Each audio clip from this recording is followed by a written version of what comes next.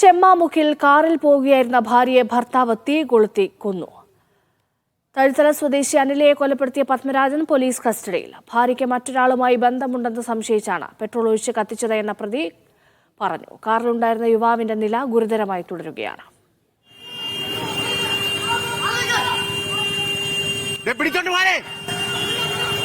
ഒരു സാധനം എടുത്ത് എറിഞ്ഞ് ഇത് ടക്കാന്ന് പറഞ്ഞ് പൊട്ടി.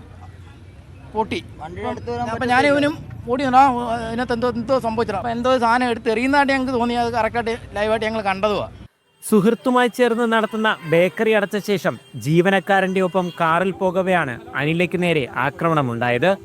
കാറിൽ പിന്നാലെ എത്തിയ പ്രതി പത്മരാജൻ അനിലയുടെ വാഹനം തടഞ്ഞ ശേഷം കയ്യിൽ കരുതിയിരുന്ന പെട്രോൾ ഒഴിച്ച് തീ കൊളുത്തുകയായിരുന്നു.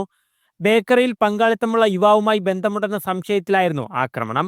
പലതവണ ഇവർ തമ്മിൽ തർക്കമുണ്ടായിരുന്നു. ഇവിടെ ഒരു ബേക്കറി തുടങ്ങിയായിട്ട് ബന്ധപ്പെട്ട് ഇവർ തമ്മിലുണ്ടായ ചെറിയ വിഷയമാണ് ഭാര്യ ഭർത്താവും തമ്മിൽ. ഉച്ചയ്ക്ക് 2 മണിക്ക് 3 മണിക്ക് ഞങ്ങൾ ഈ ബേക്കറി വന്നിരുന്നു. ഈ ഹനീഷ് എന്ന് പറഞ്ഞ പയ്യനുമായിട്ടാണ് ഈ മരിച്ച അനില ചേച്ചി ബേക്കറി കട നടത്തിയിരുന്നതായിട്ട് ബന്ധപ്പെട്ട് ഈ അനില ചേച്ചി ബേക്കറി നടത്തുമായിട്ട് ബന്ധപ്പെട്ട് പപ്പരാടിന് ഹസ്ബൻഡ് താല്പര്യമില്ലായിരുന്നു. പുള്ളിക്കാരനോട്ട് നടത്തുന്നതിൽ താല്പര്യമില്ലായിരുന്നു. അനിലയെ ആശുപത്രിയിലെത്തിച്ചെങ്കിലും ജീവൻ രക്ഷിക്കാനായില്ല. ജീവനക്കാരനായ സോണിക്ക് ഗുരുതരമായി പൊള്ളലേറ്റു. കൃത്യം നടത്തിയ ശേഷം പത്മരാജൻ കൊല്ലം ഈസ്റ്റ് പോലീസിൽ കീഴടങ്ങി. ഭാര്യയും ഭർത്താവും തമ്മിലുള്ള തർക്കത്തിൻ്റെ അടിസ്ഥാനത്തിൽ അദ്ദേഹം പെട്രോൾ ഒഴിച്ച് തീ കൊളുത്തുകയാണ്. ഇങ്ങനെ ഈ സംഭവം പുള്ളി വിശദീകരിച്ചു, കൃത്യമായി പറഞ്ഞു, പോലീസിനോട് പറഞ്ഞു ഇങ്ങനെ സംഭവം ഉണ്ടെന്ന്.